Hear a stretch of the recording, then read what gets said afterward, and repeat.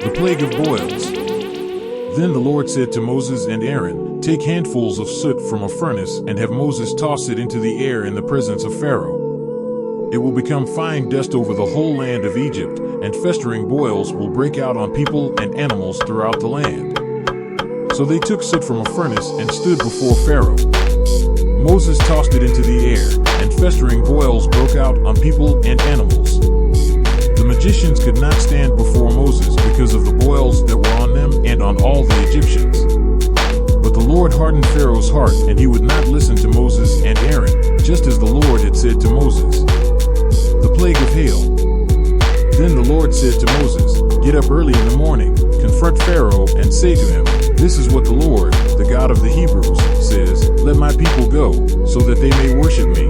Or this time I will send the full force of my plagues against you and against your officials and your people, so you may know that there is no one like me in all the earth. For by now I could have stretched out my hand and struck you and your people with a plague that would have wiped you off the earth. But I have raised you up, for this very purpose, that I might show you my power and that my name might be proclaimed in all the earth. You still set yourself against my people and will not let them go. Therefore, at this time tomorrow I will send the worst hailstorm that has ever fallen on Egypt from the day it was founded till now. Give an order now to bring your livestock and everything you have in the field to a place of shelter, because the hail will fall on every person and animal that has not been brought in and is still out in the field, and they will die." Those officials of Pharaoh who feared the word of the Lord hurried to bring their slaves and their livestock inside.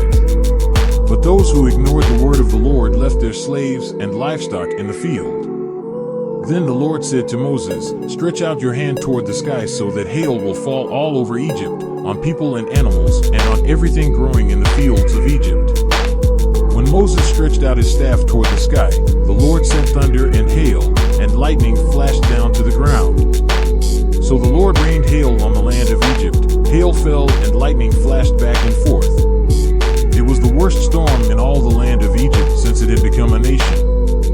Throughout Egypt, hail struck everything in the fields, both people and animals. It beat down everything growing in the fields and stripped every tree. The only place it did not hail was the land of Goshen, where the Israelites were.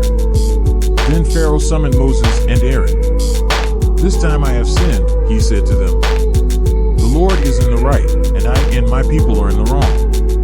Pray to the Lord, for we have had enough thunder and hail. I will let you go. You don't have to stay any longer." Moses replied, "When I have gone out of the city, I will spread out my hands in prayer to the Lord. The thunder will stop and there will be no more hail, so you may know that the earth is the Lord's. But I know that you and your officials still do not fear the Lord God." The flax and barley were destroyed, since the barley had headed and the flax was unblown. The wheat and spelt, however, were not destroyed, because they ripened later.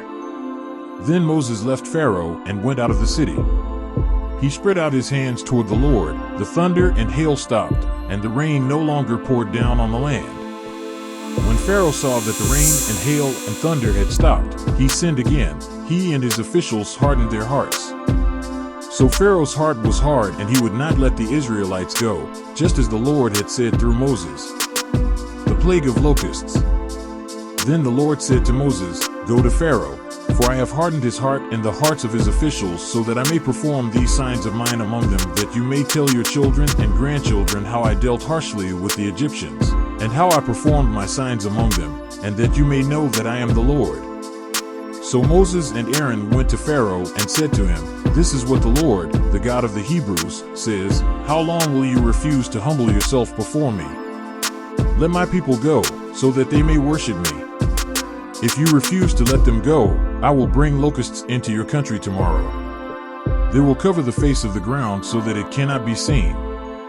They will devour what little you have left after the hail, including every tree that is growing in your fields.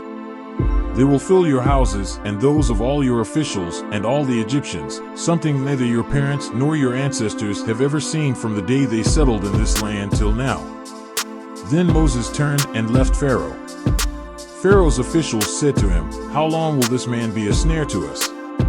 Let the people go, so that they may worship the Lord their God. Do you not yet realize that Egypt is ruined? Then Moses and Aaron were brought back to Pharaoh. "Go, worship the Lord your God," he said. "But tell me who will be going." Moses answered, "We will go with our young and our old, with our sons and our daughters, and with our flocks and herds, because we are to celebrate a festival to the Lord." Pharaoh said, "The Lord be with you, if I let you go, along with your women and children. Clearly you are bent on evil." 11 No. Have only the men go and worship the Lord, since that's what you have been asking for. Then Moses and Aaron were driven out of Pharaoh's presence. And the Lord said to Moses, "Stretch out your hand over Egypt so that locusts swarm over the land and devour everything growing in the fields, everything left by the hail." So Moses stretched out his staff over Egypt, and the Lord made an east wind blow across the land all that day and all that night. By morning the wind had brought the locusts. They invaded all Egypt and settled down in every area of the country in great numbers. Never before had there been such a plague of locusts, nor will there ever be again. They covered all the ground until it was black. They devoured all that was left after the hail, everything growing in the fields and the fruit on the trees. Nothing green remained on tree or plant in all the land of Egypt. Pharaoh quickly summoned Moses and Aaron and said, "I have sinned against the Lord your God and against you. Now forgive my sin once more and pray to the Lord your God to take this deadly plague away from me."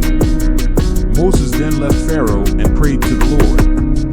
And the Lord changed the wind to a very strong west wind, which caught up the locusts and carried them into the Red Sea.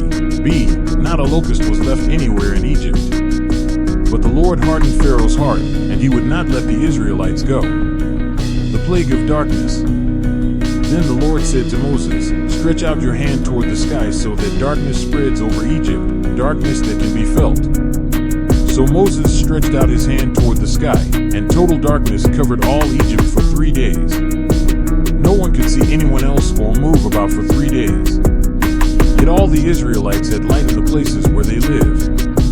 Then Pharaoh summoned Moses and said, "Go, worship the Lord. Even your women and children may go with you, only leave your flocks and herds behind." But Moses said, "You must allow us to have sacrifices and burnt offerings to present to the Lord our God.